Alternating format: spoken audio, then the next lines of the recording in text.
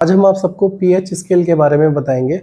मतलब अंकों को देख करके ये पता लगा सकते हैं कि आप ये अम्लीय है या क्षारीय है, मतलब एसिडिक है या बेस है, मतलब एल्कलाइन है। ओके, तो आज का टॉपिक हम यहाँ लिख देते हैं। क्या है हमारा आज का टॉपिक? आज का टॉपिक है पीएच। पीएच को हम कैसे समझेंगे, समझे क्या? कोई भी विलयन अम्लीय है या क्षारीय है, इसका पता हम पीएच वैल्यू को देख के लगाएंगे, या अम्लीय है कि क्षारीय बताने के लिए हम पीएच वैल्यू बताते हैं उसकी। समझे क्या? जैसे देखिए मैं आपको बताता हूँ। एक वैज्ञानिक का नाम है, एक वैज्ञानिक का नाम है सोरेन सेन। क्या नाम है? सोरेन सोरेन सेन। इन्होंने जो है ना पीएच को स्केल को बताया था। इन्होंने बताया कि अगर किसी का पीएच वैल्यू, जैसे पानी का जो है ना नॉर्मल होता है, पानी क्या है, ना अम्ल है ना क्षार है, 7 होता है उसका। और अगर 7 से कम होता है, जैसे अगर यहाँ देखिए इधर 6, 5, 4, 3, 2, 1, 0, या इससे ज़्यादा 8, 9, 10, 11 जो कुछ भी है, अगर इससे कम है पीएच वैल्यू, अगर स्केल पे 7 से कम है तो वो क्या होता है? अम्लीय होता है। क्या होगा? अम्लीय होगा। और अगर 7 से ज़्यादा है तो क्या होगा? जाहिर सी बात है वो क्षारीय होगा। यानी ये एसिडिक और ये एल्कलाइन फॉर्म में।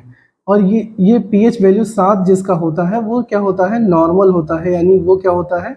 उदासीन। उदासीन होता है। तो देखिए पीएच वैल्यू का स्केल जो है वो किसने दिया था? सोरेन सेन ने दिया था। क्या बताया उन्होंने कि 7 से अगर किसी का वैल्यू कम है तो वो अम्लीय होगा, अगर 7 से ज़्यादा है तो वो क्षारीय होगा, और अगर 7 पर है तो वो उदासीन। समझे क्या? जैसे कुछ अगर मैं आपको बातें बताता हूँ, जैसे जो ब्लड होता है आदमी का, रक्त, जो खून होता है, रक्त है ना, ब्लड, इसका पीएच वैल्यू कितना होता है आपको पता है? 7.4, 7.4। अब देखिए 7.4 ये जो रक्त का पीएच है, ये क्या है? 7 से ज्यादा है, मतलब क्षारीय है। रक्त क्या होता है? ब्लड क्या होता है? क्षारीय होता है, यानी एल्कलाइन फॉर्म में है वो। ऐसे ही अगर हम लार का देखते हैं, जैसे लार, ये जो सलाइवा होता है, लार का पीएच वैल्यू कितना होता है? 6.5। कितना होगा? 6.5, मतलब 7 से कम है तो ये अम्लीय है। लार क्या होता है? अम्लीय होता है। 6.5 इसका पीएच वैल्यू है। ऐसे 2-3 हम और देख लेते हैं, जैसे दूध का, दूध दूध का पीएच वैल्यू आपको पता कितना है? 6.4। समझे क्या? ऐसे अगर हम लेते हैं कि यूरिन का, यूरिन मानी मूत्र का पीएच वैल्यू कितना होगा? ये कितना होता है? 6 होता है। यूरिन का पीएच वैल्यू केवल 6 होता है, 6.0 कर लो, यानी तो 6 होता है। उसके बाद शराब का कितना होता है? ये सब काफी बार कॉम्पिटिटिव एग्जाम में पूछे गए हैं। शराब का पीएच वैल्यू कितना होता है? तो 2.8। 2.8। अब देखिए 7 से ये कितना कम है, मतलब अम्लीय है। शराब क्या है? एसिडिक है। समझे क्या? 2.8 इसका पीएच वैल्यू है। और सिरका, एक बहुत ज्यादा पूछा जाता है कि सिरका, विनेगर जो होता है, सिरके का पीएच वैल्यू कितना होता है? तो सिरके का पीएच वैल्यू कितना होता है? 2.4, 2.4। सिरके का पीएच वैल्यू कितना है? 2.4।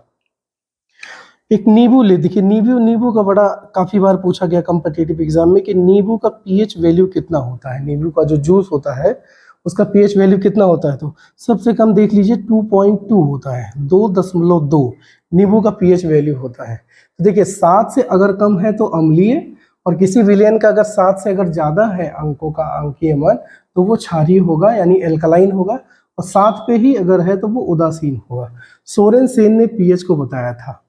रक्त का 7.4, लार का 6.5, दूध 6.4, मूत्र 6, शराब 2.8, सिर का 2.4, नींबू 2.2, ये पीएच वैल्यू है। समुद्री जल का 8.4 होता है।